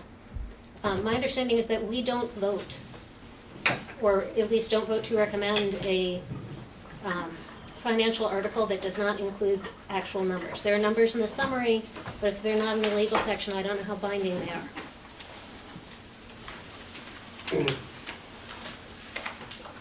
Can you comment on that, Brian, or John, or John, or John? Well, I don't have many years of experience here in Acton, but generally, the warrant, whether it includes number or not, what's represented in the package is the numbers that we're bringing forward. There's no restriction on taking a position. No, it's a policy of the committee.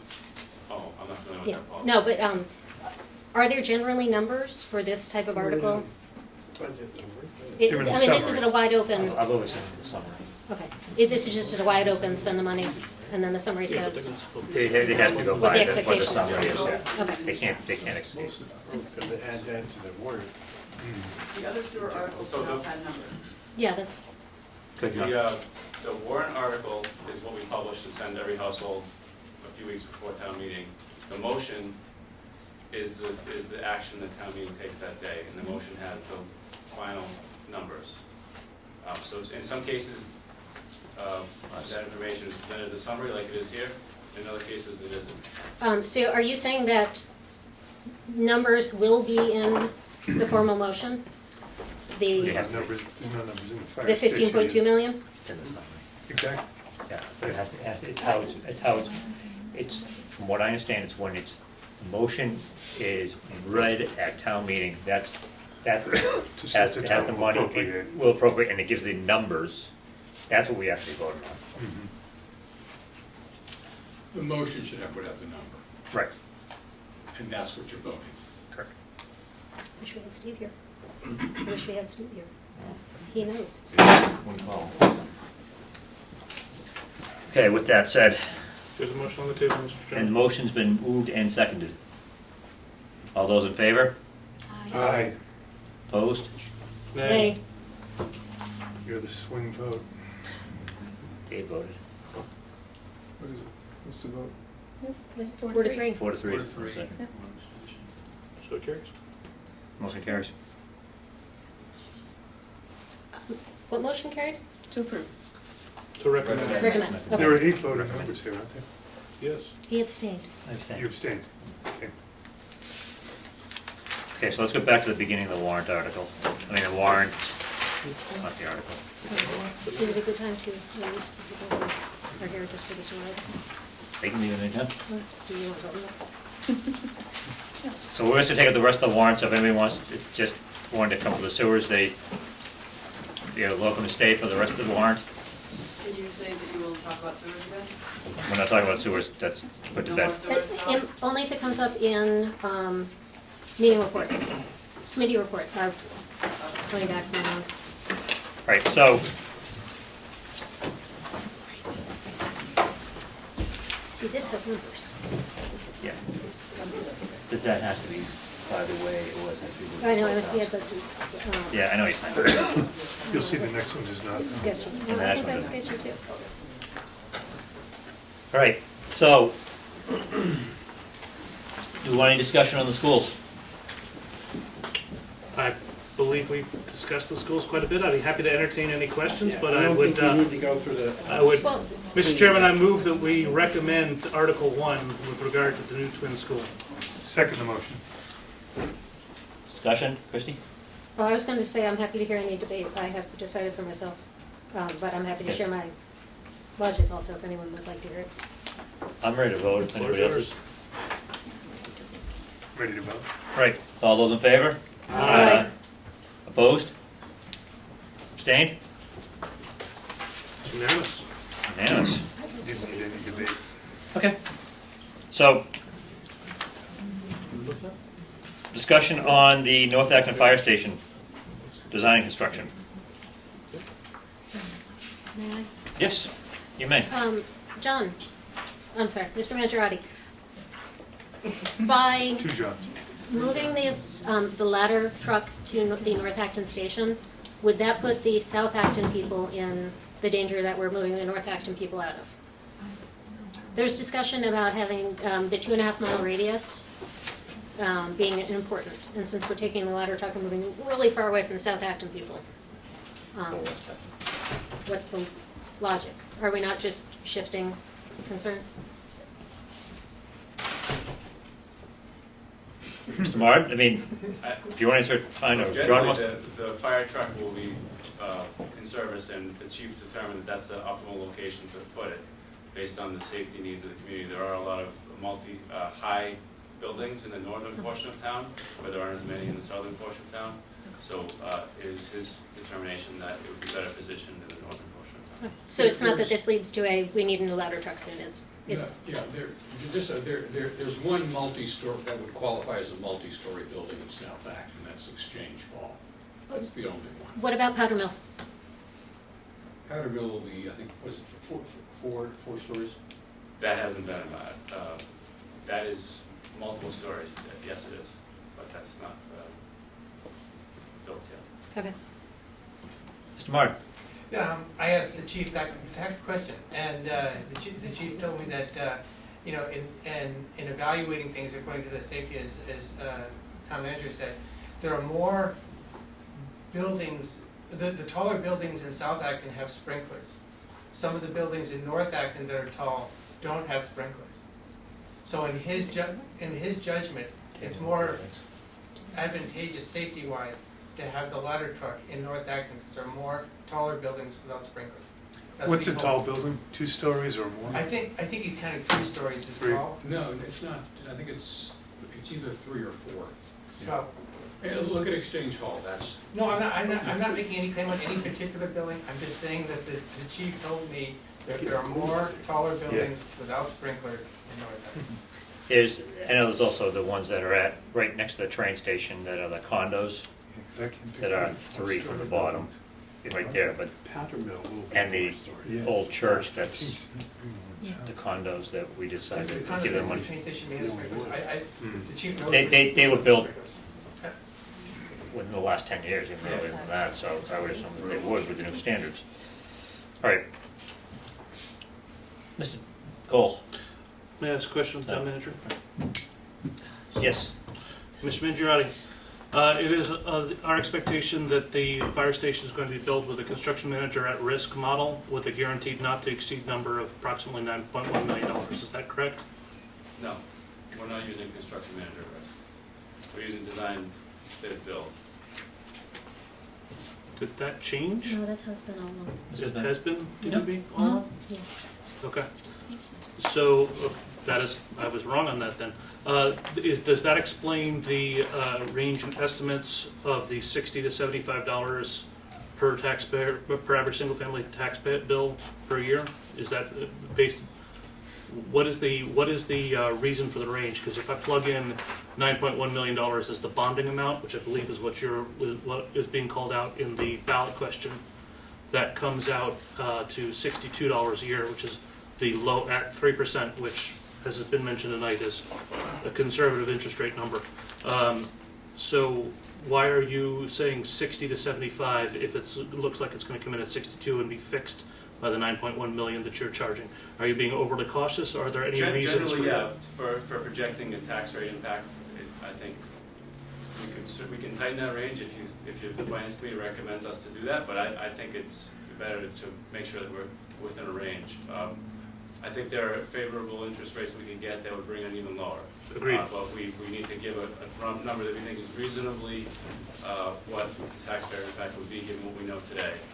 So 60 to 75 is what we've been talking about. The number has gone down a little bit since we've reduced the number of borrowing from 9.5 to 9.2. But we're still comfortable leaving in that range just because unless the finance committee recommends we do it, otherwise that's the way that we're approaching this question. I'm not making a recommendation on it. I'm suggesting that you are doing yourself a mild disservice by being very cautious and optimistic. We're gonna have it lower if we know that 75 is way off the chart high. And I think it's more sellable and still realistic if you kept it in this is my personal opinion, 60 to 67, 68. We're talking about $15. I understand that, I'm but comfortable tightening it. I just, I don't want to have our numbers change I've had feedback from the finance committee that when numbers change, it doesn't reflect well on us, so I try to stay consistent with numbers that we were using over the last few months in any area that I can. If I'm hearing feedback that tightening the range up would be supported, I'm certainly excited to do that. Assuming that Mr. Farley, we fought over $15 per year. Mr. Benson? Yeah, Let's not. We always appreciate changes downward. Similarly, the schools used for their average single-family assessment, I think it was 450 to 510. And that number was, Peter Light used that range at a presentation on Sunday evening. So, I mean, that was to cover, are you going out 25 years, you're going out 30 years, depends what interest rates are. So I think that was the same that we were doing, but we can talk about that. So the low range and the high range that Peter Light called out is specifically for a change in term. I'm just trying to understand what the predominant reason for a range variation would be. It was the same, really, I think it's the same. It's just so your numbers are pretty much where we are. The 63 range is where it would be based on 9.2 debt service. Right. But we didn't want to be tied to that number. If the interest rates were slightly different than we projected, or we think if we can tighten that range up and everybody's comfortable with it, I don't think we need to discuss it any further. I mean, I'm happy to do it. That's just a marketing number. Right. At this point. I mean, as long as the 9.2 is fixed. no one's looking for precision, just accuracy, but the moment you put it up to 75, I don't know, that optically, I just think it looks much more expensive. And bring it down to 70 and leave it 70. 60 to 70. 60 to 70. 60 to 60. $69.99. There you go. Right, love it. Excellent. $69.95. That's how you sell it. All right, Christie.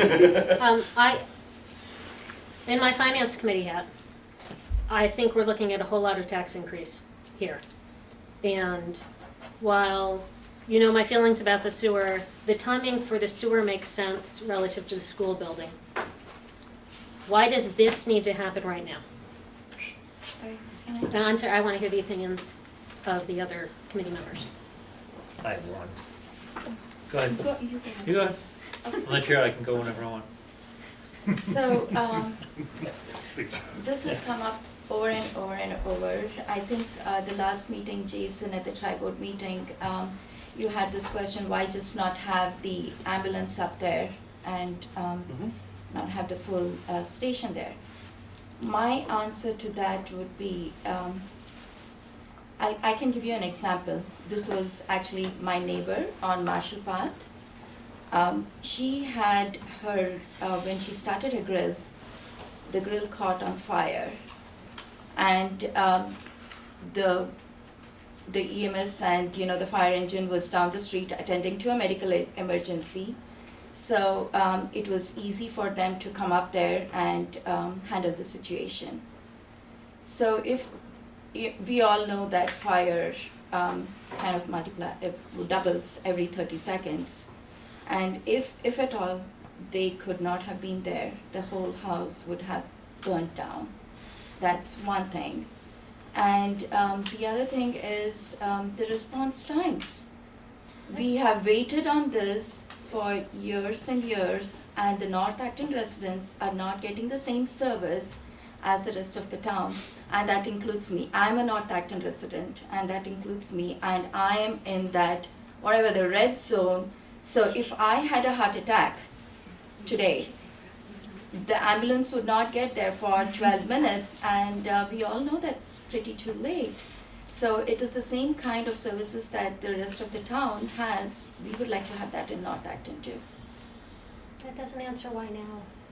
It is. It has gone on for a long time. I think it is the right time to have this.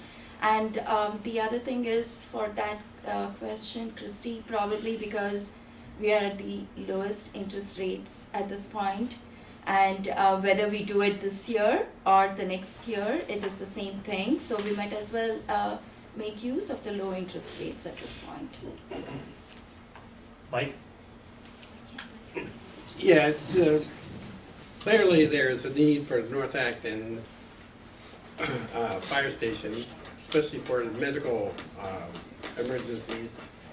My only concern is the ironic confluence of everything happening at the same time. It's, you know, the taxpayer is going to get sticker shock, and it's, you know, if it's, you know, either way, if we even defer it for a year, you know, next year they'll get the same hit as this year. So We'll have another year's raise to what's handle that? it. We'll have another year's raise or whatever to help handle it. Well, some of us are retired. We don't Well, get raises. Yeah. Mr. Chairman. And inflation will have gone up and it'll offset that raise and. But, you know, I think it's needed, and it's, I think this also demonstrates by being frugal in the past. It's not, you know, you might save $1 today, but, you know, you're gonna pay for it in the future by, you know, some of the, like the schools, you know, you waited 50 years to do it. You know, some of these schools should have been replaced 20 years ago. Now we're paying their price today. These fire stations have been ignored for 50 years. You know, now, even once we address North Acton, we're gonna be looking at the other 3 older stations next year, eventually. You know, they're gonna need improvements and so on, like the new engines don't even fit in those buildings, much less, you know, where it's gonna be located. It's gonna be parked outside. So I just think it's necessary, and it's, you know, we need to cover North Acton. They deserve, as Sahana said, you know, they should get the same services as everyone else in town. Mr. Chairman. Jason? I'd like to actually speak on behalf or in defense of bringing all this at the same time. But one of the things that I like about bringing all these items at the same time is that it's not a drip, drip, drip of Right. we want this, now we want this, now we want this. I'd much prefer having a wholesome plan where we come in front of the town and say, this is what we believe are the immediate and pressing needs, and we allow the townspeople to decide if the resources present can match the outlined wants and desires. So I actually like to speak in defense of doing it all at once. Well, I would like to say that I would have loved if the town had 10 years ago put an ambulance outstation in North Acton, because that would have been the fastest time to value for the members of North Acton, and we could have built a fire station in due course. I also believe that, I personally believe that this fire station is way larger than we need, but I will be voting for it in committee, and I will be voting for it at the town meeting, because I do not believe in, I believe that you can't mess with safety. But I do feel that a fire station with 4 bays that sleeps 12 is way more than we needed, considering we should have put an ambulance substation in North Acton 15 years ago. Also be, And finally, you know, my last thing, and then I'll yield to you, sir. My last point on why now is we could very realistically have a long-term 30-year note with a 1 handle. And that is the single greatest argument for why now. Thank you. Al? Work our way down. So, you know, about 13 years ago, I know it was about 13 years ago because my son was 1, we were at our house and he choked. And he turned blue real fast. Holly dialed 911, and I know they always talk about during emergencies, it feels like forever before someone gets there. But it felt like about 30 seconds before there was a fire engine, cop car, and an ambulance right in front of our house. And that's because we live in West Acton. Now, the thought of another 10 minutes going by before we got emergency attention just terrifies me. Why do it now? Well, I don't think it's ever the wrong time to enhance safety that should have already existed in the first place. That's really what it comes down to. Jason says we wish we had done this 10 years ago. I don't think we want to be saying in 10 years we wish we had done it now. So, I'm for it. Tom? Yeah, a couple of comments, and they've kind of been touched on already. One, you know, earlier I mentioned, it doesn't matter whether you live in West Acton, South Acton, North Acton. This is the town of Acton. and the people who live in North Acton deserve the exact same level of service the rest of the town gets. So I'm fully supportive of it from that perspective.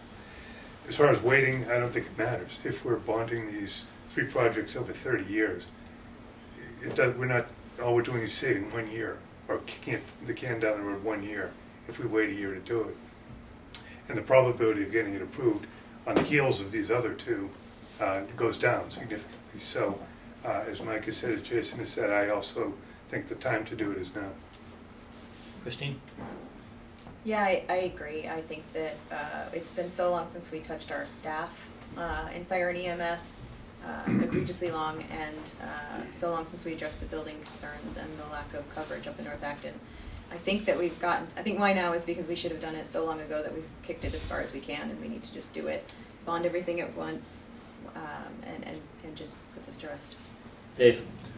Yeah, for why now, my thought on it, and correct me if I'm wrong, but most of the growth, or a lot of it, has been in North Acton as the population density has increased pretty dramatically over the last 10 years. And so, 5 years ago, it may have been less of a concern. It's always been a concern, but it's just now, I think it's more important than it has been, just because of the growth that's been up there. Also, we've been relying on municipal aid, and these other towns are not going to cover us. They can't. They get their own population problems to deal with, their own citizens. They have a call and their own citizens, they're going to go there. Yeah. They're not going to come and cover Acton. I live in the center. I had a fire in my house. My stove caught on fire, like I've had a fire extinguisher. Everybody should have one. I was able to put it out, but the fire department still came and checked everything. The finance said I could clean the stove afterwards. No, it was thrown out. It's a safety issue. These things are built in 1951, 1961. I was born in 66. These things are older than I am. So looking at $60, $70 a year on my taxes, I just spent over $600 to put a fuel pump in my car. So, and that car's not going to be around another 2 years. So this could be 50 years. I applaud the town manager for bringing this forward. It's long overdue. I remember voting years ago at town meeting they were going to build a fire station. I'm still waiting for it. 10 years later, my taxes have gone up. I haven't seen a fire station. I would rather see a fire station than save the Ace of Parliament house. Personal opinion on that There's one. $500,000 right there that we can repurpose. You already used your check. So I feel that it's long overdue. Also, as we've said, interest rates are historically low. I mean, it's I can't even get a car loan for 1.9%. So you're looking at 30 years bonding with a 1.9%. We can't guarantee 1.9. Well, we're still budgeting 3.0, although today's rates were 2.25. Just saying. So it's somewhere in that low range is unbelievable. David. Well, one thing of concern to me, I don't know whether it was concern to you guys, but I think it's important that we have the space to reallocate personnel as we're refabbing the other stations, right? So, good point. Excuse me. When the Acton Center station needs to be refurbished, we need to, presumably we're going to need to vacate it. I mean, I don't know what the plan will be, but we need to vacate it for 9 months or I don't know what, right? And we need to be able to have room to move the personnel and equipment to other places. And it's important we need this other place to move things around, as we rehab each one. There's just... have the technology to decontaminate all the fire equipment and clothing from the other stations because they'll have the new state-of-the-art washers and systems. Whatever. Christy. I was hoping to hear an actual financial argument for why we should be doing this. I think Jason brought up an interesting point, which actually touches on my concern and my real hesitancy around this. By doing all of this at once, without any plan from the town or board of selectmen for other large projects that are forthcoming and other foreseen expenses, we don't know what else we're going to be asking people for anytime soon. It is very difficult to do long-term financial planning without any idea of what's coming down the pipe. So if we're doing this big ask right now, we don't know if we're then turning around next year and doing another one. I'm hesitant for that reason. recommending something that doesn't have a specific time frame it needs to be done in. I would love for North Acton to have a fire station. I just don't know if financially for the overall health of the town, if right now is the best time for it. And it's because of just having absolute unknowns in the future. And I totally understand you, and I totally back your statement about, I'd love to have that ranked list of the top 10 projects that the town's gonna come at us with in the next couple of years, and ask that we have made of the Board of Selectmen every year for at least the last 4 years. And I'm glad to see that we've got multiple Board of Selectmen members here, as well as the town manager, to hear us reiterate that point that has been in our point of view for the last 4 years. I'm in complete agreement with you about wanting to see the big picture. At least now we've had a handful of projects, 4 projects, that all have costs that we're getting to take at the same time. Whereas in years past, if you go back and you look at the history of the 1996 to 2002, when we had our last round of bondings at this level, there were multiple things that came and failed. There were also things that passed on the first one in. Rather than having it be a first one in, most likely to win, and everything else after that be potentially fail because of taxpayer fatigue, I would much prefer people see multiple projects at once and truly prioritize with the 4 projects that are in front of us right now. 3 projects that they can vote on. One other project does matter for how it gets paid.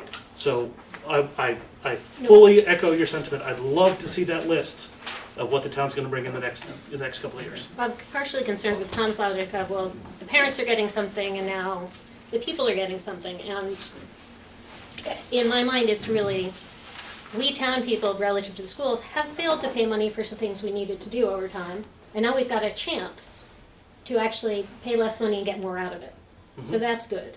And with the fire station, yes, we need it, but again, it's now the time. And unfortunately, I don't think low interest rates makes it more affordable to borrow money that we shouldn't necessarily be affording. I'll also add that Or- the materials and construction costs, the trajectory of that has been going up, and that's not expected to drop off anytime soon. So if you are looking forward and you say, well, we'll do this in 3 years, in 5 years, that number that we see now is not going to be that number. It's going to be higher. It's just, it's difficult to quantify exactly how much, but it doesn't look like that's changing anytime soon. Yeah, that's the same thing with schools and with fire stations. If you ask the question, why are they so expensive, it's time. It's, every year they get more and more expensive because more and more requirements go into it. So the time to act really is now, because if you delay, you're going to pay premium plus. Jason, what was the cost of the Parker Damon building? We talked about that the other day. We took out a debt exclusion of I have the number because I just did this. Give me just 1 second. I don't want to speak. Just to put it in context, and what year You was don't want that? to speak? Okay. I don't want to speak Jason out always of wants to turn. speak. I always want to speak. You know that. You said you don't want to speak. Take a vote. I said I don't want to speak out of turn.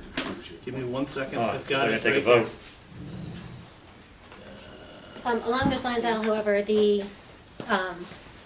if a recession does hit, that does tend to drive construction costs down. I know we're not hoping for one, but that is one of the key reasons that we could look at it. So, just by way of recent history, recent meaning 22 years, our last operating override, if anyone was interested, was voted on in 2005 for fiscal year 2006. Next to last operating override was voted in 2003 for FY 2004. The public safety facility debt override was our last debt override in 2002 to the tune of $6.4 million. In the year 2000, the high school debt override was for $52.46 million. Be forewarned, I believe that's just like the current number, which is $116 million, when in reality we're only paying $66.3. So be careful of that 52.4 number. We had an override attempt in 1999 that failed. We had a debt exclusion for the Parker Damon building to the tune of $21.35 million in 1998, which was passed the exact same meeting as another debt exclusion for junior high renovations to the tune of $19.1 million.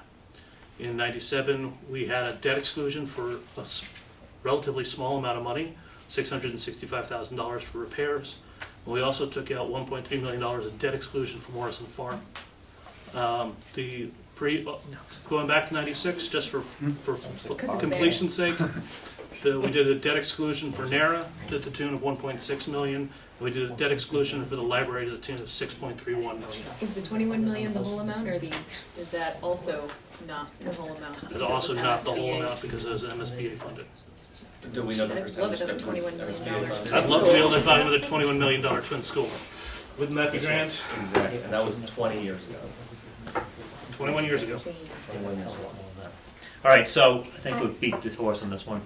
Mr. Chairman, I'm going to make a motion to approve. Recommend Article 2, the North Acton Fire Station Design and Construction. Have a second? Second. All those in favor, please say aye. Aye. Opposed? Aye. Abstained? The motion passes. I decided, No, since I can't go a full eye, I'm gonna go nay. I hear you. There you go. That's better. Okay, so we need to have people speak to these articles at town meeting. So I know Jason's gonna do the schools. Thank you, sir. Would you like to do the fire station? I thought. And, I thought I was doing it. what? Yeah, I was doing it. Oh, I Al, was sorry. gonna do it? Al will do it. Oh, no, you can. So Hannah will back you up. Yeah? Who would like to take on the West Acton Sewer? That'd be I Dave. mean, That'd be Dave. it's kind of That's good. obvious. Right. Thank you. I mean, Thank you for stepping forward. Thank you, sir. Okay, minutes. And you, sir, will speak to the Minuteman, or is Mr. Majors going to speak to the Minuteman? Major, Maybe we're not- Minuteman. oh, wait, it's not. It's not an article. We have been yes. granted. It's not an article. But We we have still been have time to granted speak. a couple of minutes by the town moderator. Yeah, to speak on the I will topic. I'll be speaking to that on behalf of the selectmen. Okay. It's gonna be Yes, John. we're going to speak to it on behalf of the finance. Explaining the ballot question the following week, Yes, what it is. and we're going to speak to it as well. Okay. We should. So did you want to say something tonight too, didn't you? Yeah, it related to the Minuteman, Dead override. Dead debt exclusion. override. It's, this would be ballot question 3. There was, Yes. I conveyed some misinformation last week. John bailed me out, and I think some of you might not have been in my position, not fully understanding it. Remember, we hadn't had any debt exclusions since I think it was 2002 with the public Yes, sir. safety building. The building we're in now. Yeah, the building we're in now. The important thing, and it's really identical to the twin school question that we're dealing with. What we voted on in 2016 annual town meeting is the town meeting approved the borrowing of the necessary funds to build the Minuteman School by the Minuteman Regional Vocational School District. They're the borrowers. Town of Acton isn't. What the member communities of the school district are responsible for is an allocable share of the debt. If you remember back at that time, the district was in flux. There were 15 or 16 member communities. They all had a vote whether they wanted to support the school. If they didn't support the school, they would leave the district. Unclear. So that district went down from 16 members to 9 members that we have now. So the allocable share is spread over 9 communities. What we are asking the town to do on December 17 is to exclude the allocable share from the constraints of 2.5. So it's outside of the operating budget. For the last 2 cycles, budget cycles, the interest that I've been paying on the construction loans have been paid from inside of the operating budget from general revenues. And you could argue that the $300,000 in one year, the $348,000 last year was really paid from reserves. Because remember, we needed reserves to plug the shortfall. So it's the smart thing to do, but I just wanted to get the characterization correct. We're not going out and borrowing any monies to pay our allocable share. It will come in via the increased taxes outside of 2.5.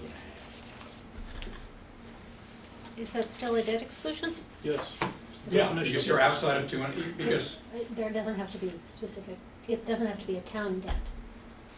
it's not, think of it this way. Think of it this way, on the twin school we're voting on. What we're Yeah, voting on thank you. December I got it. 10th is we're The district. approving the Acton, Boxborough regional school districts, Yep, I got it. authorizing them to go and borrow. What we're going outside 2.5 to do with the debt exclusion is for the revenues from year to year to pay the allocable share. Ours is 85%, Boxborough's 15%. I tried talking to you about this a little at the tri-board meeting, and I think I got myself thoroughly confused. In our current budget, within 2.5, Yeah. we are paying for our portion of the building. Paying interest on the loan. So far, what I think there was confusion, and I'm trying to be very diplomatic and gentle about it. I think there was confusion back in 2016. There was an assumption that we were gonna have to go out and borrow our share of the money to pay our portion of the debt. That was not correct. So what they did at the time is said, well, look, if we're gonna have to borrow the money, then let's just kick it down the road a few years, and then we could roll it into other debts we have with the anticipated twin school and fire station, do it all together. But the money we paid last year was within the Prop 2.5 That's budget. Yes, it is. Correct. So when we move it outside of the budget, into debt exclusion. Correct. Yes, John? We appropriated free cash to pay Yes. for Paid this. for it But, out of so, it, but it's still. but that's part of- within Prop 2.5. No, it's our reserves, which are separate from what we generate in taxation and other receipts. Yeah, try to look at it, Christie, try to look at it this way. The last couple of years we've been on board in this thing. If by example, we have $96 million of general revenues, and our expenses, town and school, were $97.5 million, there's $1.5 million shortfall. That's been plugged by accessing free cash.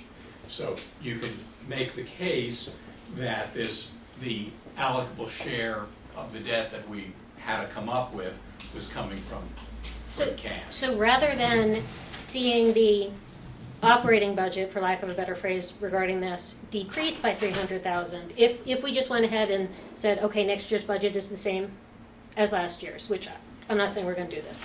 Okay. It's not that suddenly we have 300,000 less that we need to spend because we've moved that over to the debt exclusions. Correct. It's that we don't have to take that 300,000 out of reserves That's correct. to cover Right, this. that's So correct. can Fair we way to look at it. assume, Pardon? can we assume that there will be less of a call on reserves then next year? No. It depends what other things are in the budget. One of the goals that we've tried to implement last year, and hopefully my budget, I'm recommending a budget to the selectmen on the 2nd, which is less than 2 weeks from now. And one of the goals in there will be to continue to reduce our reliance on reserves. So it's a goal, and this step of excluding that debt payment over the next so many years will help towards that goal, of Thank reducing you. our reliance on reserves. Great. Excellent. Minutes. Want to take a minute and read over them? Yes, please. We'll go first out with the October 8th minutes.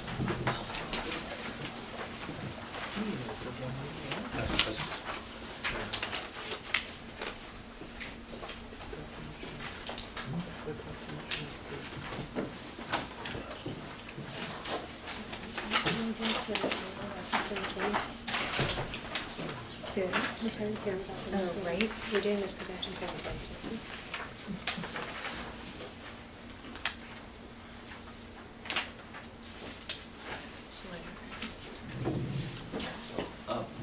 Point of order. Should we be talking about the December 3rd warrant? We don't have it? We don't. We did get a draft. We got a draft today. It is. Oh, we did. We just got a draft like an hour before this meeting started. We received a draft. I can read it, or somebody can read it. Somebody want to read it? We can discuss that. I mean, it's I special didn't town know meeting what warrants. we're supposed to be. It's one of the special town meeting warrants. we're not meeting until then. So we can discuss it after let's do the minutes, then we'll go back to that. Okay, let me, Okay. well, I don't know if we have a I'll pull it chance up to while you give guys do the minutes. I don't think we have a chance, we can ask. We can I meet before understand. the But I don't special know. town meeting and vote. Yes, we could read it before.